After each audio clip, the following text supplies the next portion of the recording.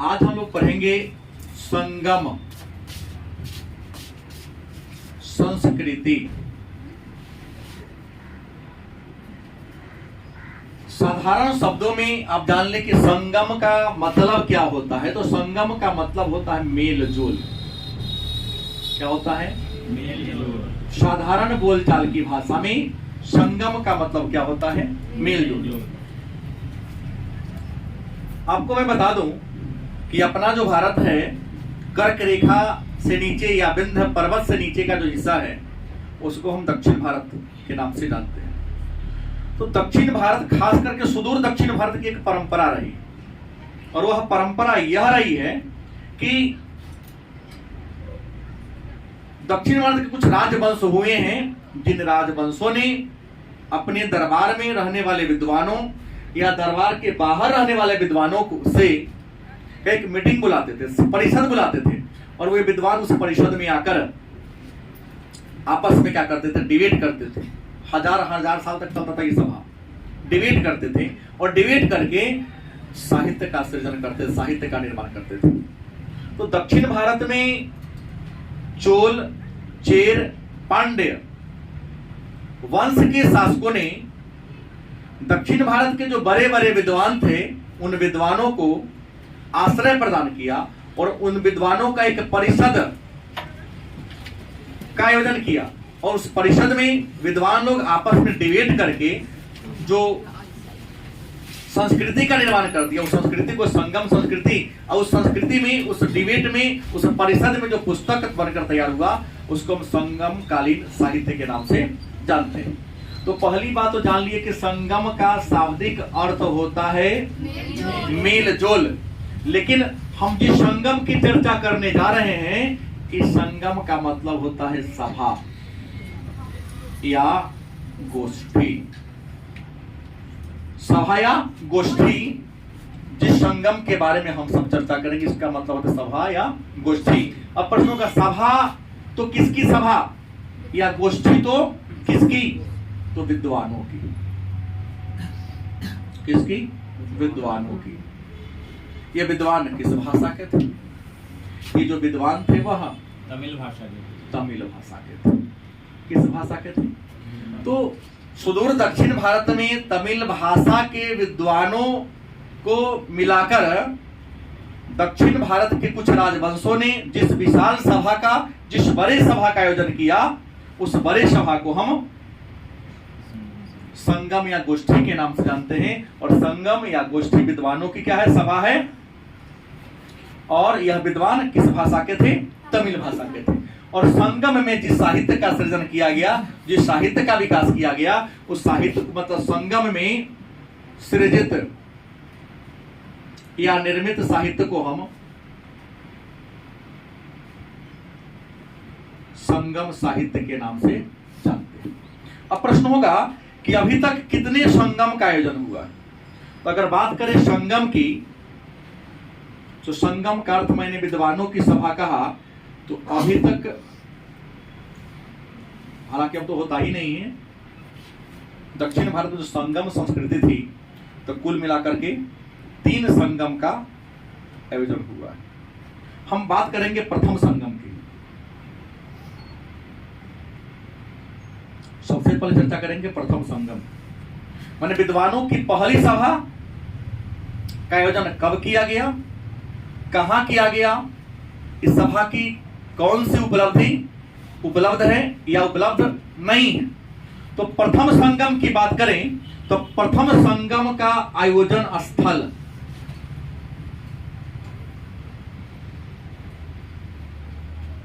सभा कहीं ना कहीं जगह पर होगा ना, किसी हॉल में होगा, किसी फील्ड में होगा, लेकिन फील्ड में तो होगा नहीं, कोई बड़ा सा हॉल होगा, उस हॉल में होगा। तो प्रथम संगम का जो आयोजन स्थल था वह थी मदुरा। कौन थी? मदुरा। और ये मदुरा कौन थी? तो आपने सुना होगा एक राजवंश पांड्य, पांड्य वंश की क्या थी? राजधानी। मतलब प्रथम संगम का आयोजन जगह कहां था? मदुरा। और मदुरा एक शहर है जो किसकी? पांड्य राजवंश की राजधानी है। और आपको पढ़ाया हूं कि पांड्य राजवंश दक्षिण भारत का एक राज्य है। आपने एक विद्वान के बारे में सुना होगा जो इटली के वेनिस नगर का यात्री था, मार्को पोलो, जो 17 वर्षों तक चीन के राजा कुबलाई खान के दरबार में रहा। उनके दरबार से लौटा तो पांड्य देश को होते हुए इंडिया में आया था, लेकिन केवल पांड्य देश का यात्रा किया था। विद्वान था तो विद्वान के सभा से जाएगा वो। तो पांड्य वंश की राजधानी मदुरा में इसका आयोजन किया गया, लेकिन मदुरा आज नष्ट हो चुका है या समुद्र में विलीन हो चुका है। जिस मदुरा की हम बात करते हैं वो मदुरा आज हमारे भूखंड पर नहीं है, समुद्र के अंदर विलीन हो चुका है। संगम का अध्यक्ष कौन था? जो भी सभा होगी, जैसे आज मैं यहां क्लास ले रहा हूं तो इस सभा की अध्यक्षता मैं कर रहा हूं, आप भी कहीं कहीं किसी की सभा की अध्यक्षता करेंगे। तो विद्वानों की सभा थी, तो हर सभा में एक न कोई महापुरुष होगा। हर बैठक एक मेन होता है जो सभी लोगों को बोलने का क्रम प्रदान करते हैं। तो प्रथम जो संगम था इसका अध्यक्ष कौन था? तो नाम सुना होगा आपने, अगस्त ऋषि। किसने किया था? अगस्त ऋषि प्रथम संगम के क्या थे? अध्यक्ष थे। अब प्रश्न है, अगस्त ऋषि के बारे में एक प्रश्न और आप लोग शायद जानते होंगे कि भारत की, उत्तर भारत की सभ्यता को आर्य सभ्यता कहते हैं। मतलब दक्षिण भारत में आर्य सभ्यता का प्रसार किसने किया? तो अगस्त ऋषि ने किया था। किसने? दक्षिण भारत में आर्य सभ्यता का प्रसार किसने किया? तो याद रहेगा ना आपको, अगस्त ऋषि। या दक्षिण भारत का आर्यीकरण किसने किया? अगस्त ऋषि ने किया। जैसे मैंने कहा कि धर्म सुधार आंदोलन कहां शुरू हुआ था? धर्म सुधार आंदोलन कहां शुरू हुआ? दक्षिण भारत में। किधर हुआ? लेकिन धर्म सुधार आंदोलन को दक्षिण भारत से उत्तर भारत में कौन लाया? तो आपने क्या पढ़ा होगा? रामानंद ने पढ़ा होगा। गलत सही? धर्म सुधार आंदोलन जिसकी शुरुआत दक्षिण भारत में अलवार और नयनार संतों ने किया था, सही बात है। तो उस धर्म सुधार आंदोलन को दक्षिण भारत से उत्तर भारत में लाने का काम रामानंद पहला विद्वान है जिन्होंने अपने धर्म का उद्देश्य हिंदी भाषा में दिया। इससे पहले किसी भी संत ने धर्म का उद्देश्य हिंदी भाषा में दिया ही नहीं। रामानंद फर्स्ट संत। उसी तरह हमारे उत्तर भारत की सभ्यता को आर्य संस्कृति कहते हैं, और आर्यों की संस्कृति वैदिक संस्कृति थी। और वैदिक संस्कृति का आधार क्या था? वेद। तो अपना जो 4 वेद हैं और चारों वेद से जुड़ा हुआ जो कल्चर है, जो संस्कृति है, इस संस्कृति को दक्षिण भारत में लाने का या पहुंचाने का काम इसी अगस्त ऋषि ने किया था। अब प्रथम संगम में कितने सदस्य ने हिस्सा लिया था?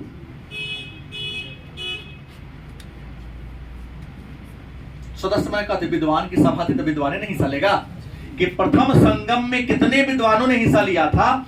तो प्रथम संगम में 549 सदस्य का सेंस यहां किससे हो गया? विद्वानों से।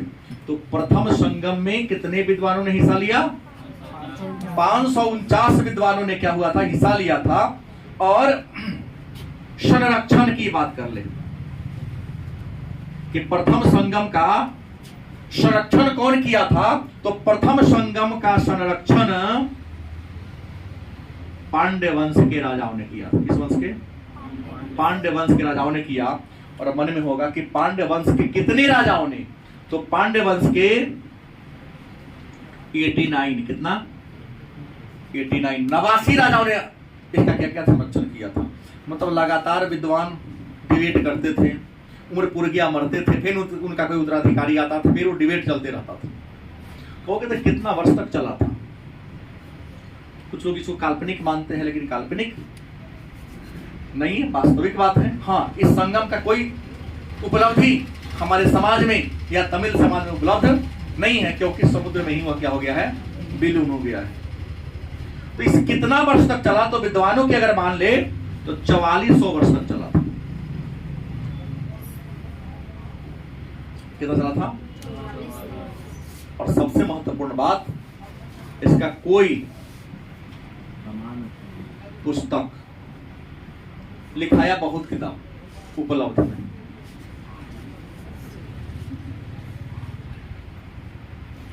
तो अन्य बात छोड़ दे, 4 प्रश्न तो याद किया जा सकता है, पूछेगा तो याद करने के लिए। संगम का मतलब क्या होता है जान गए। तो प्रश्न है कि प्रसंगम का आयोजन कै बार हुआ है? 3 बार हुआ। प्रथम संगम के बारे में हमने चर्चा किया कि प्रथम संगम कहाँ हुआ था? मदुरा। किसकी राजधानी थी? तो पांड्य वंश की राजधानी थी। प्रथम संगम के अध्यक्ष कौन थे? अगस्त्य ऋषि। और प्रथम संगम में कितने विद्वानों ने हिस्सा लिया था? तो 549 विद्वानों ने हिस्सा लिया। और प्रथम संगम का संरक्षण किस वंश के शासकों ने किया? तो पांड्य वंश के शासकों ने। और कितने शासकों ने इसको सुरक्षा प्रदान किया? 89। और प्रथम संगम कितने वर्षों तक चला? 4400 वर्ष चला। लेकिन प्रथम संगम का आयोजन स्थल मदुरा, जो समुद्र में विलीन हो गया, यही कारण है इसका कोई भी प्रमाण हमारे सामने उपलब्ध नहीं। बात करते हैं दूसरा संगम की। किसकी बात कर लें? दूसरा संगम की बात कर लें, मतलब द्वितीय संगम, मतलब विद्वानों की दूसरी सभा। अब होगा कि दूसरा संगम का आयोजन स्थल, आयोजन मतलब दूसरा संगम, विद्वानों की दूसरी सभा का आयोजन कहां किया गया? तो आपको पता होगा कपाटपुरम। कपाटपुरम नामक स्थान पर दूसरी संगम का क्या किया गया था? आयोजन किया गया था। और दूसरी संगम के अगर अध्यक्ष की बात करें तो दूसरी संगम का अध्यक्षता कौन किया था? इसका नाम आपने सुना होगा, तोलकापियर। तोलकापियर नामक विद्वान ने दूसरी संगम का, वापस होता है, तोलकापियर नामक विद्वान ने दूसरी संगम का क्या किया था? आयोजन किया था। और इस संगम का उपलब्ध, इस संगम में भी बहुत सारे पुस्तक लिखाए, लेकिन इस संगम का एक ही वो किताब हमारे सामने उपलब्ध है, आज भी आप जाएंगे तो मिलेगा। तो तोलकापियम, क्या नाम है? तोलकापियम, यह तोलकापियर है अध्यक्ष। तोलकापियम नामक किताब उपलब्ध है और यह व्याकरण की पुस्तक है। किसकी पुस्तक है? व्याकरण की पुस्तक है। अब प्रश्न है कितने सदस्य हिस्सा लिए थे इसमें? सदस्य अर्थात विद्वान। दूसरे संगम में कितने विद्वानों ने हिस्सा लिया था? तो दूसरे संगम में मात्र 49 विद्वानों ने हिस्सा लिया था। कितने? 49 विद्वानों ने हिस्सा लिया था। और आपको बता दें, संरक्षण की बात करें कि दूसरे संगम का संरक्षण किस वंश के शासकों ने किया था? तो दूसरे संगम का आयोजन भी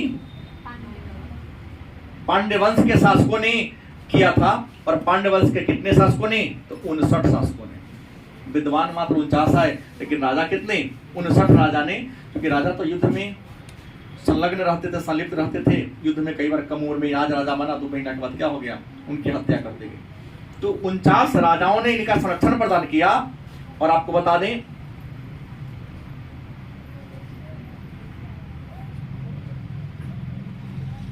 हाँ, मेन विद्वान, लेकिन अन्य कवि की बात कर लें कि मेन तो मात्र 49 था, लेकिन हर 49 के पीछे उनके सहयोगी कवि बहुत ज्यादा था इसमें। और सहयोगी कवि की संख्या यहां पर क्या थी?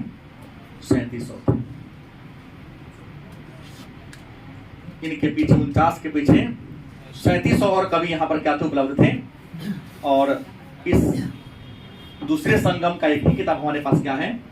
उपलब्ध है, जिसका नाम क्या है? तोलकापियम। अब तीसरे संगम की अगर बात कर लें,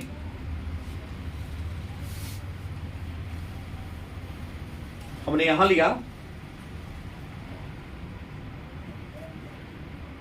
तृतीय संगम की अगर बात कर ले कि तृतीय संगम का आयोजन कहां हुआ था? तो तृतीय संगम का आयोजन स्थल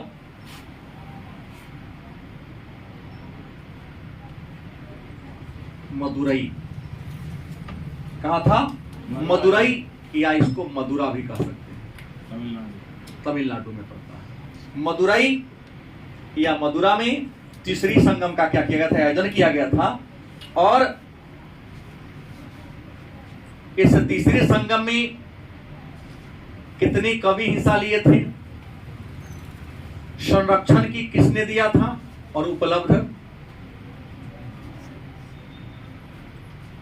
साहित्य की बात कर ले तो आपको पता तीसरे संगम जिसमें अगर कवि की बात कर ले तो 449 कवियों ने क्या लिया था, हिस्सा लिया था। और इसका भी संरक्षण पांड्य वंश के शासकों ने दिया था। और इसके सभी किताब, जो भी किताब लिखाया है आज तक उपलब्ध है। और इसके अध्यक्ष कौन थे, नाम सुना होगा आपने, नकीरन।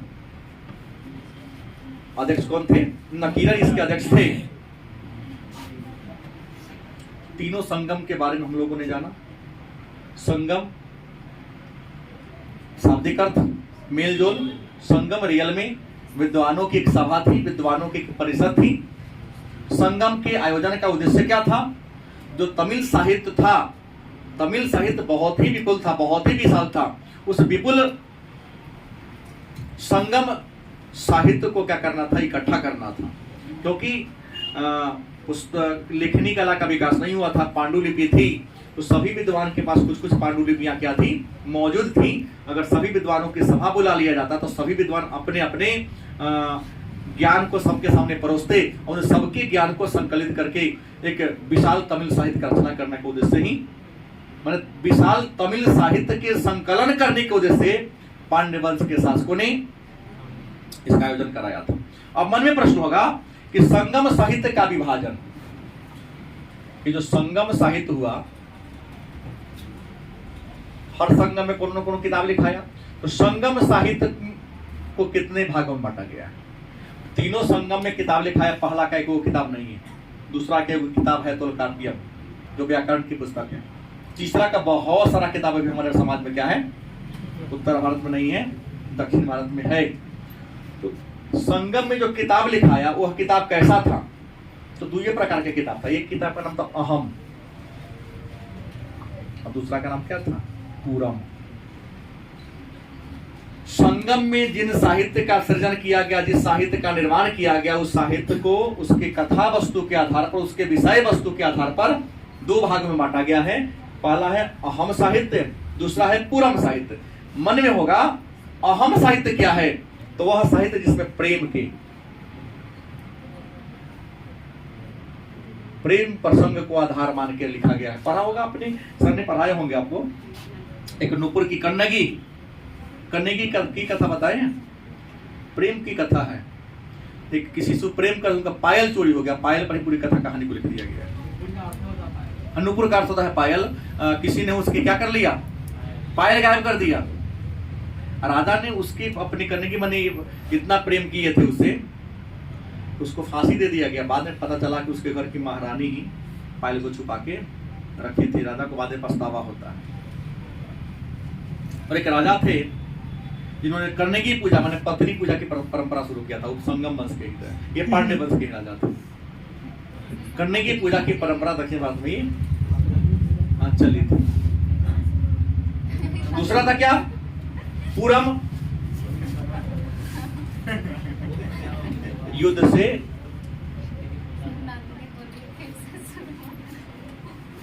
संबंधित। अभी भी होता ही है, क्यों नहीं होगा, ये नहीं बोली है। अब पुतना पैदा हो रही है, क्या बोलते हैं, और भी कुछ है, सुपर्णखा, सुपर्णखा, ऐसे लोग पैदा हो रही है हमारे, तो कितना पूजा होगा। पूजा करवाने के लिए भाई सीता लक्ष्मी इस सब में आना पड़ेगा ना।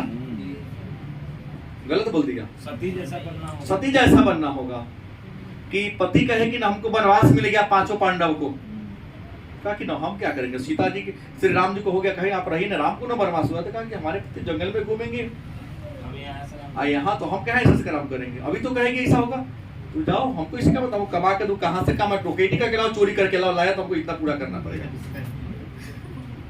कल्पना करना उचित नहीं है। उसके लिए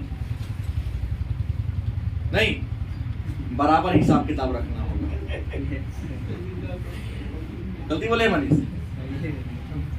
तू अध्यात्म में क्यों? तो संत बनेगा ना, मनीषानंद महाराज बनेगा तो संत बनते जा रहा है। खोया रहता है, पता ही नहीं चलता किसमें खोया हुआ है। हमने कहा अहम मतलब संगम काल में जिन साहित्य का सृजन किया गया, जिन साहित्य का निर्माण किया गया, उसके विषय वस्तु के दो भाग हैं। अहम मतलब प्रेम प्रसंग से जुड़ा हुआ, और पूरा मतलब युद्ध से संबंधित पुस्तक। अब प्रश्न है कि संगम जान लिए, एक बात हमने छोड़ दिया है। दक्षिण भारत में एक और समय आया था, उस अन्य समय का नाम था महापाषाणिक संस्कृति। महापाषाणिक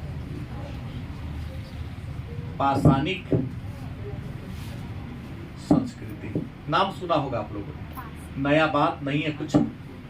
महापाषाण, तो महा मतलब होता है बड़ा, अब पाषाण का मतलब क्या होता है? पत्थर। महा का मतलब बड़ा या विशाल, पाषाण का मतलब क्या होता है? दक्षिण भारत में नवपाषाण काल के बाद दक्षिण भारत में एक काल आया, इतिहास में उस काल को महापाषाण काल कहा जाता है। इस महापाषाण काल, इसका नाम क्यों पड़ा? तो इसकी विशेषता थी कि जो लोग मर जाते थे दक्षिण भारत में, नवपाषाण संस्कृति के खत्म होने के बाद जो काल आया, नव महापाषाण संस्कृति नाम इसलिए दिया कि जब लोग मर जाता था तो उसको गाड़ दिया जाता था। क्या किया जाता था? धरती के नीचे गाड़ दिया जाता था और उसको मिट्टी से ढक दिया जाता था, और मिट्टी से ढकने के बाद बहुत बड़े पत्थर के ऊपर से, कब्र के ऊपर से रख दिया जाता था। क्यों? ताकि कोई जानवर उसको क्षति ना पहुंचा दे, खा पी ना जाए, क्योंकि जानवर को तो गंध आएगा तो उसको मिट्टी को कोड़ के उठा सकता है। तो उस जमीन के नीचे जो लाश गड़ा हुआ है, उसकी सुरक्षा के लिए कब्र के ऊपर से बड़े बड़े पत्थर जो रख देते थे, उसी बड़े पत्थर को कहा जाता है महापाषाण। और उससे जुड़ा हुआ जो कल्चर एक पैदा हो गया कि सब किया तो हम भी करेंगे, नाम पड़ गया महापाषाण संस्कृति इसका नाम।